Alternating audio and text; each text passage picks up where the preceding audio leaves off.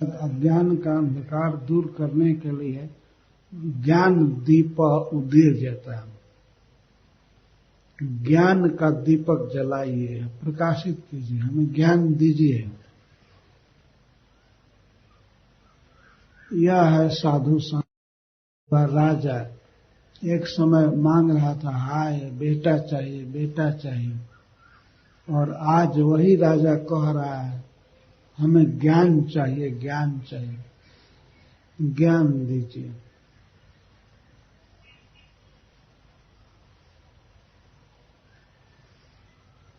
ज्ञान प्राप्ति का एक अधिकार होता है। किस स्थिति में व्यक्ति ज्ञान ले सकता है, उस स्थिति में चित्रकेतु पड़ गए हैं। तो उनकी प्रार्थना को सुन करके अंगिरा जी कहते हैं, अंगिरा उवाच अहम वै पुत्र कामस्य पुत्र दो अस्मंगिरा नृप। हे नृप, हे राजा, तुमको पुत्र की बहुत लालसा थी, तो तुमको मैं पुत्र दिया। पुत्र देने वाला मैं अंगिरा अस्मि, मैं अंगिरा हूं, तुम पहचानो मुझको। मैं ही तुम्हारे घर आया था, तुम पुत्र के लिए तड़प रहे थे, तो मैं तुमको पुत्र दिया। इत्थम त्वम पुत्र शोकेन, तुम अपने पुत्र के मरने से शोक के दुस्तर अंधकार में पड़ गए थे। ऐसा शोक जो जाने वाला नहीं था, दुस्तर था। बहुत तुम रो रहे थे, व्याकुल थे, लगता था कि मर जाओगे, हाय हाय कर रहे थे। और तुम्हारे साथ सब मंत्री लोग रो रहे थे, नागरिक सब रो रहे थे तुम्हारे नगर के।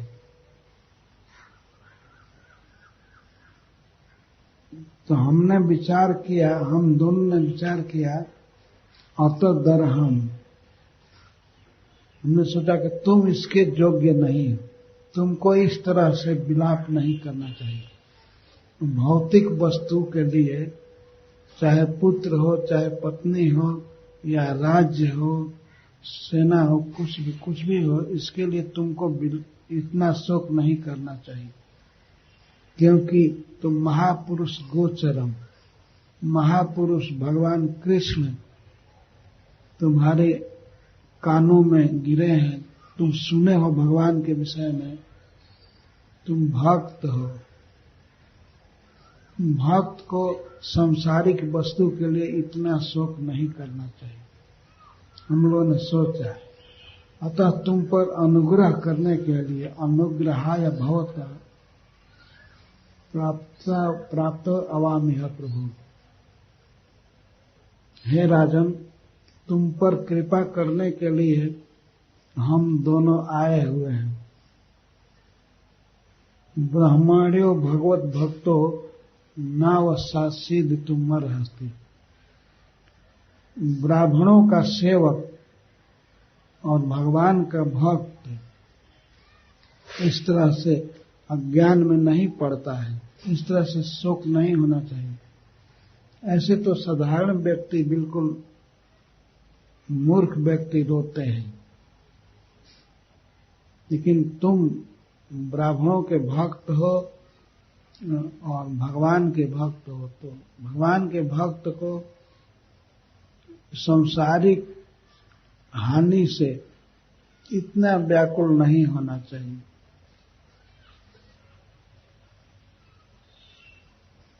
यह सुन करके चित्रकेतु महाराज कहते हैं, जब आप आए थे, हम पुत्र मांग रहे थे, तो हे ऋषि, हम तो बेवकूफ थे, आप हमको पुत्र ही क्यों दे दिए, हमको दिव्य ज्ञान क्यों नहीं दिए। तब अंगिरा जी कहते हैं तदैव ते परम ज्ञानम ददामी गृहमागत, मैं ज्ञान देने के लिए ही आया था। तदैव उसी समय, जब प्रथम बार तुम्हारे घर आया था तो उसी समय मैं तदैव उस समय ही परम ज्ञान देना चाहता था, देने के लिए आया था। तब अब क्यों नहीं दिए? अंग्रेजी कहते हैं ज्ञात्वा अन्याभिनिवेशम ते, मैंने देखा तुम्हारा अन्याभिनिवेश है, तुम्हारे मति लगी हुई है दूसरे वस्तु में, तुम्हारा मन फंसा हुआ है, अभिनिवेश है तुमको पुत्र में, इसीलिए मैं पुत्र ही दिया।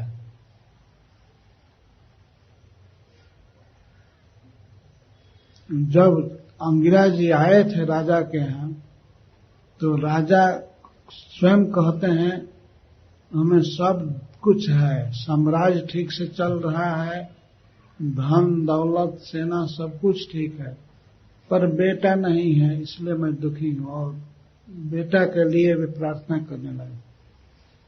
इस स्थिति में अंगिरा जी ज्ञान का उपदेश नहीं कर पाए। ज्ञान प्राप्ति का अधिकार होता है, योग्यता होती है, उस योग्यता में आना चाहिए। अगर अपना मन फंसा हुआ है कहीं, पैसे में, घर में, पुत्र में, पत्नी में, समाज में, तो हम ज्ञान नहीं ले पाएंगे। वही मुनि जो ज्ञान के समुद्र हैं, आए थे ज्ञान देने के लिए राजा को अपना प्रिय समझकर, लेकिन राजा हाय बेटा के सुख में था। उसे बेटा चाहिए तो बेटा ही दिए। स्वयं अंगिरा जी बेटा बने जोग बल से। तब कहते हैं अधुना पुत्रणाम तापो भवता एव अनुभूयते। अब तो राजा आपको ज्ञान हो गया ना कि जिनको पुत्र पुत्री हैं उनको कितना दुख होता है। अब तो सिखाना नहीं पड़ेगा, स्वयं आपको अनुभव हो गया कि पुत्रवानों को कितना दुख उठाना पड़ता है। अधुना पुत्रणाम तापो भवतैवानुभूयते।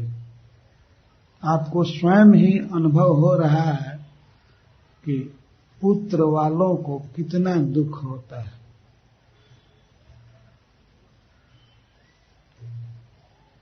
तो केवल पुत्र से नहीं, एवं दारा गृहा राय सर्वेश्वर संपदा।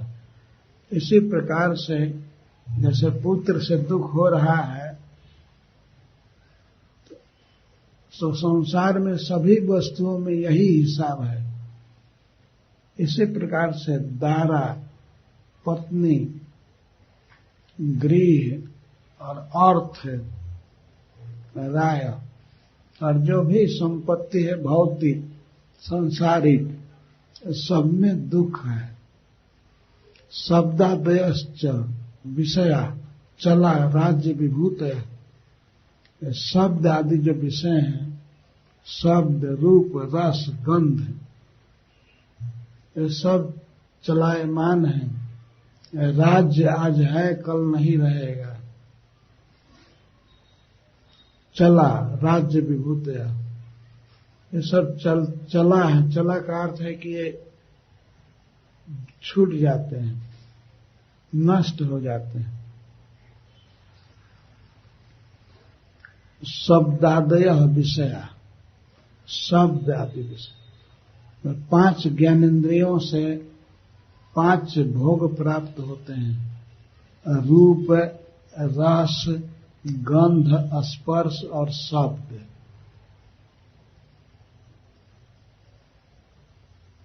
राजाओं की बड़ी स्तुति की जाती है, उनको शब्द अच्छा लगता है, उनकी प्रशंसा होती है, उनके दरबार में बड़े बड़े कवि गीत गाते हैं और भाट मागध ये सब उनकी प्रशंसा करते हैं। लेकिन अंगिरा जी कह रहे हैं ये शब्द और स्पर्श, रूप, रस, गंध सभी केवल शोक, मोह और भय देने वाले हैं। शोक मोह भय प्रभय सर्वेपि सूरसेन में, ये सभी विषय, संसार के सभी भोग, हे सूरसेन के राजा, ये सभी संसार में वस्तुएं शोक मोह भय प्रभय, ये शोक मोह और भय देने वाला है। इन वस्तुओं में कोई सुख नहीं है, केवल शोक होता है और मोह बढ़ता है। मोह का अर्थ है अज्ञान। ये मेरी वस्तु है, मैं इसका भोक्ता हूं, मेरे अधिकार में है, ये छूट न जाए। तो जो जितना ही ऊंचे पद पर है और जितना धनी है उसको उतना ही मोह होता है, उतना ही अज्ञान होता है कि मैं इतना धनी हूं, इतने बड़े पद पर हूं। उसके साथ भय भी रहता है, पता नहीं अगले चुनाव में क्या होगा, मैं बनूंगा कि नहीं बनूंगा।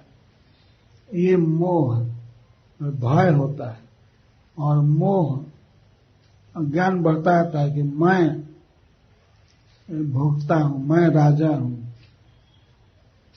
मेरे लिए जरूरी है। शरीर में और वस्तुओं में ममता बढ़ती जाती है।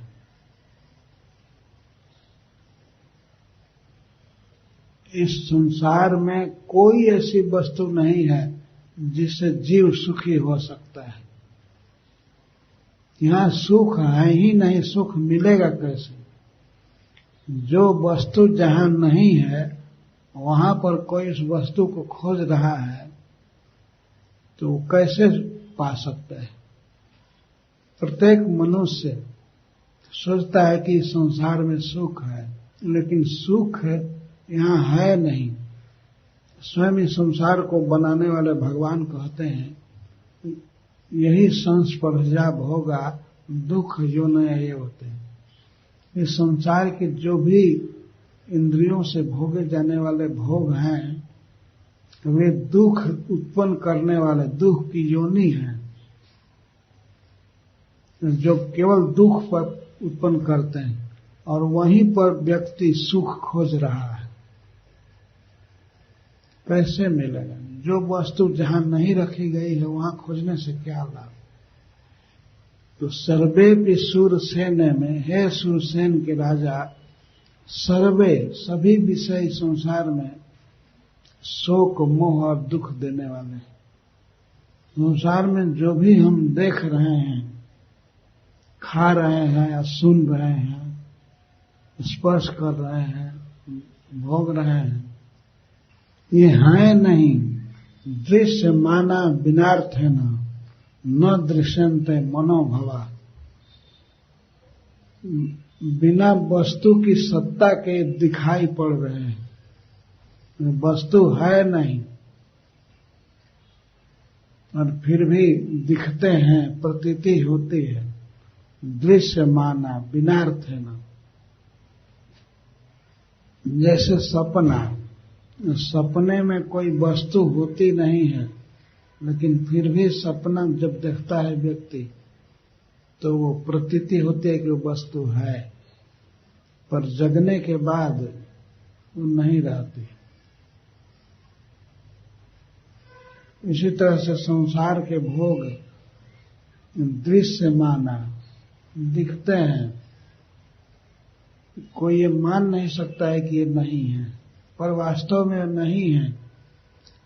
मनोभवा, ये सब मन से उत्पन्न है वस्तुएं।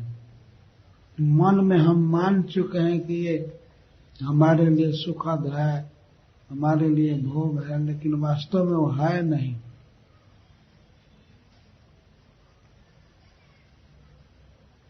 अगर अज्ञानवश कोई ये मानता है कि ये वस्तु है, तो कम से कम तो इतना अनुभव होना चाहिए कि अनित्य है। अनित्य का अर्थ है आज है कल नहीं रहेगी, कल ये देह ही नहीं रहेगा और वस्तु क्या रहेगी। जब देह बदलेगा सब वस्तु छूट जाएगी।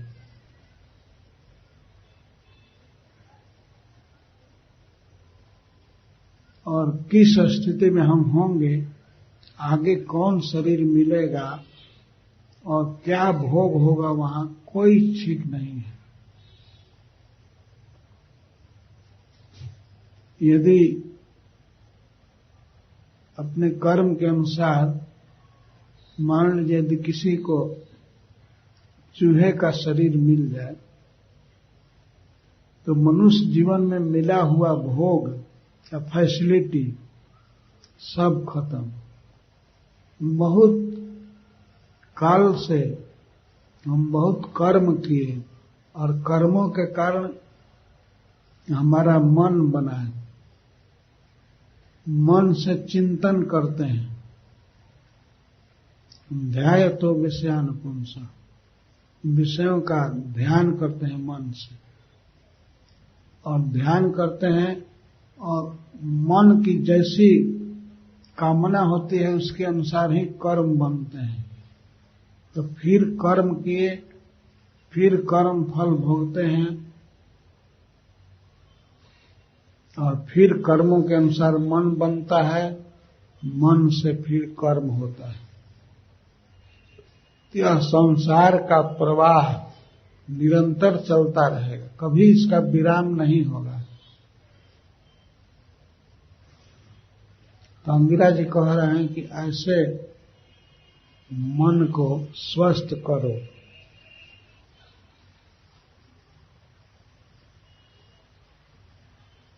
तस्मात् स्वस्थेन मनसा विमृश्य गतिमात्मना, स्वस्थ मन से आत्मा की गति पर विचार करो,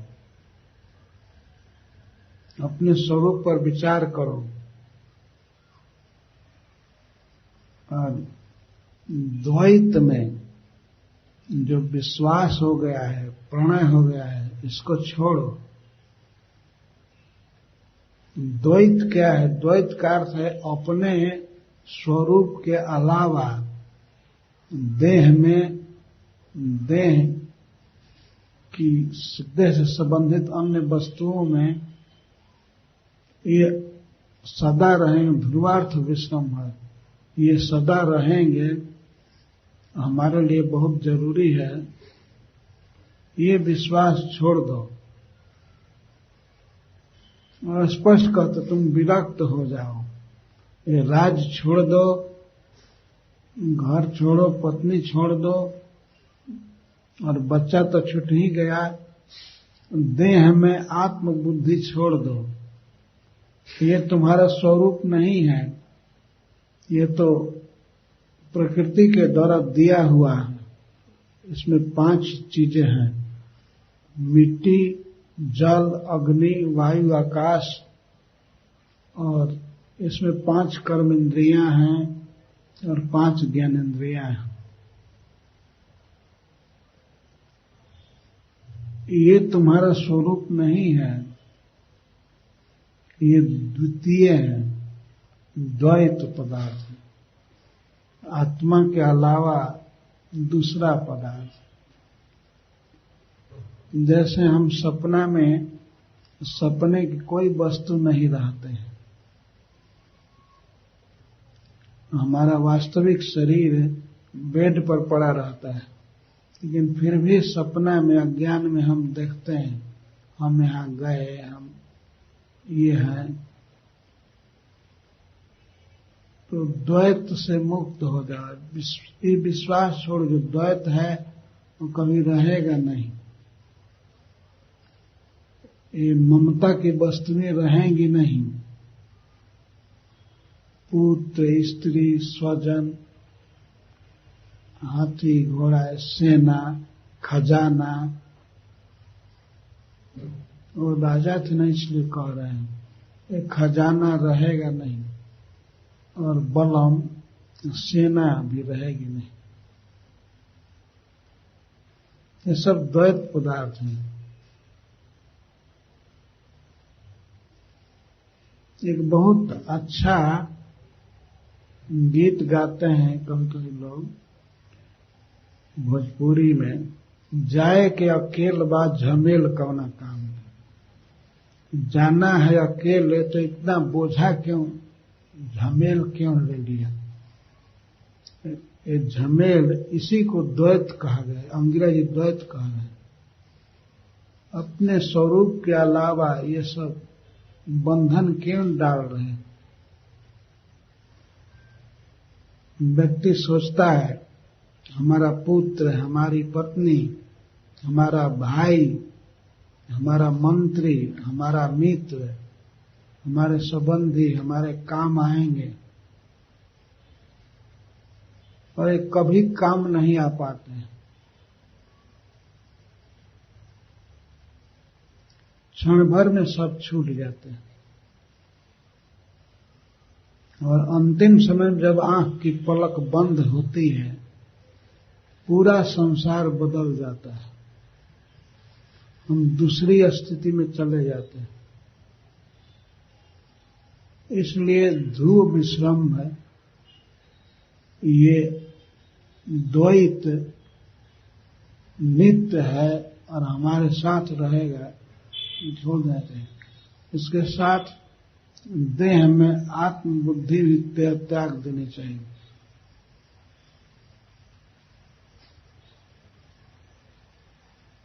अयम ही देहिनो देहो, शरीरधारी को ये जो देह मिला है द्रव्य ज्ञान क्रियात्मक, यह शरीर द्रव्यमय है। इसमें 5 द्रव्य हैं, क्षितिजल पाव गगन समीरा, और इसमें ज्ञान है, ज्ञानेन्द्रिय, और कर्म, कर्मेंद्रिय। इसमें अहम बुद्धि नहीं करनी चाहिए। अंग्रेजी सिखा रहे हैं कि ममतास्पद वस्तुओं से ममता हटा लो। इसके साथ अहमतास्पद, जिस शरीर को मैं कहते हो, ये इससे अहंता हटा लो, और मन को स्थिर करो। उपशम आश्रय, उपशम में अपने बुद्धि को भगवान में लगाओ, शांति प्राप्त करो। वैराग्य, विरक्त हो जाओ। ध्रुव विश्रम है, ध्रुवार्थ विश्रमम त्यज उपशमम आश्रय। जब इस प्रकार अंगिरा जी शिक्षा दे रहे थे महाराज चित्रकेतु को, तो नारद जी ने सोचा कि यह ज्ञान काम नहीं करेगा जब तक भगवत प्रसाद नहीं हो, भगवान की कृपा नहीं होगी। इसलिए भगवान की कृपा पाने के लिए नारद जी ने कहा, एतम मंत्रोपनिषदम, यह मैं तुमको एक मंत्र दे रहा हूं, उपनिषद का मंत्र है, इसको ध्यान से सुनो, धारण करो। इसको 7 दिन जपने से तुमको साक्षात भगवान का दर्शन मिलेगा। याम धार्यन सप्तदात्तान दृष्टा संकर्षणम विभुम।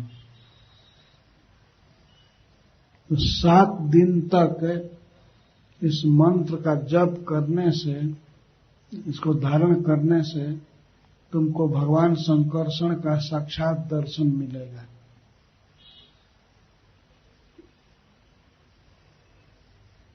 कहे कि बहुत काल पहले, प्राचीन काल में, इसी विद्या को, मंत्र को भगवान शिव ने जपा तो उनका द्वैत भ्रम चला गया और भगवान की महिमा को प्राप्त हुए।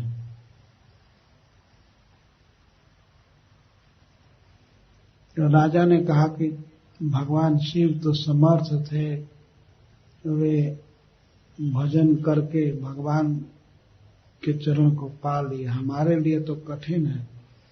लेकिन नारद जी कहते हैं तुम भी मनुष्यों में श्रेष्ठ हो, राजा हो, नरेंद्र संबोधन कर रहे हैं। तुम नरेंद्र हो, तुम भी उत्तम श्रेणी के मनुष्य हो, हिम्मत करो, भगवान की भक्ति करो, तुमको भगवान मिल जाएंगे। ऐसी कोई भी वस्तु संसार में भगवान ने नहीं बनाई है जो मनुष्य नहीं पा सकता है। इस संसार में हमें भगवान को पाना है तो सबसे योग्यता मनुष्य की है कि इस शरीर से भगवान को पा सकता है।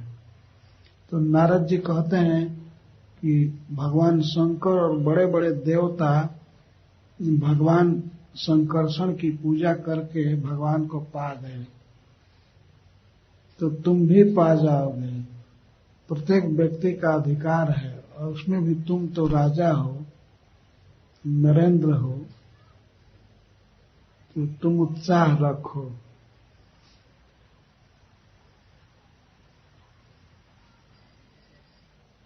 और ये मैं मंत्र और विद्या बोलूंगा, इसको तुम ध्यान से सुन लो, इसको ग्रहण करो। इसको धारण करने से, इसको जपने से, इसका मनन करने से तुमको भगवान का चरण कमल मिलेगा। और केवल 7 दिन के बाद, बहुत कम समय में भगवान को तुम पा जाओगे। ये प्रश्न पहले था परीक्षित महाराज का कि चित्रकेतु नहीं, वृत्रासुर ने क्या किया था कि भगवान कृष्ण में ऐसी दृढ़ मति लग गई। तो उसी का ये उत्तर आ रहा है। इस स्थिति में नारद जी ने कृपा किया था और अंगिरा जी ने भगवान के बारे में ज्ञान दिया। इसमें विद्या कहा गया, विद्या और एक मंत्र। तो विद्या को धारण किए चित्रकेतु और मंत्र का जप किए, तो उसी से वृत्रासुर के शरीर में भी इनकी ऐसी प्रगाढ़ भक्ति बनी रहे। हम भक्तों के लिए ये बहुत उपादेय प्रसंग है। क्या करने से वृत्रासुर की मति भगवान कृष्ण में अचल हो गई। इसी चित्रकेतु के शरीर में उन्होंने भजन किया और आश्चर्य की बात है, केवल 7 दिन भजन करने से, विद्या धारण करने से, मंत्र जप करने से उन्हें वह परमोच्च सिद्धि मिली।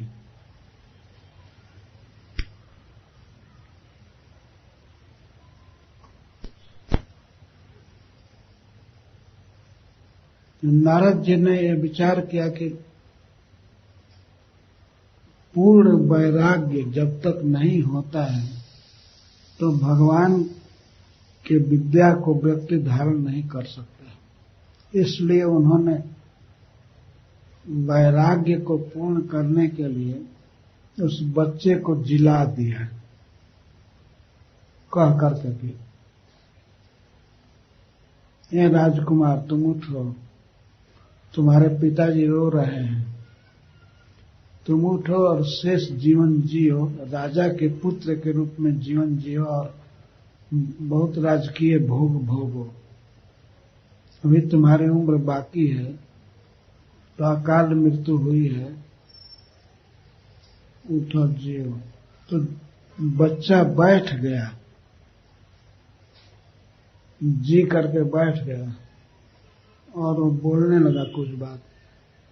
उस बात को सुनने से चित्रकेतु महाराज में वैराग्य प्रज्वलित हो गया।